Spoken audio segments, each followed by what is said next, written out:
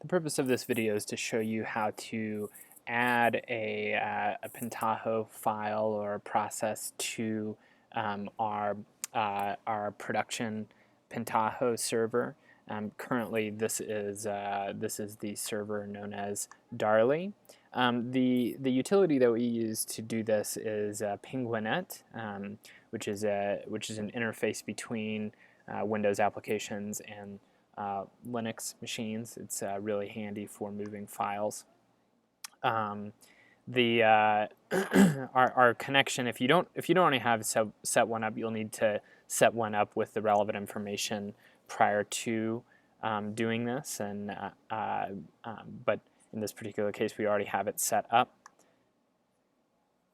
So we've SSH'd into Darley, and then we're going to clone that session so that we can actually move files back and forth. For purposes of demonstration, let's assume that we have everything that we already need.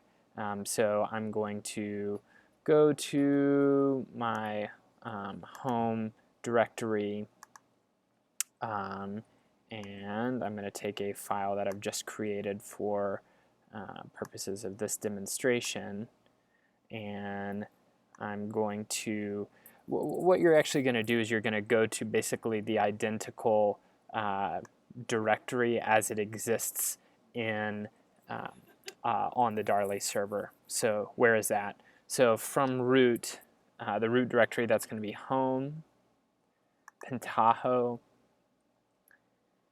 repo, and now just to back up, what you'll see is that from here things are starting to look very similar, and as you go deeper you'll see that they actually start to look identical, or at least should look fairly identical. So we'll go into my local or my home directory on my local machine, and then my home directory on the pentaho server. And what I can then do is just highlight the file that I need and move it over. And now, if this were already referenced in a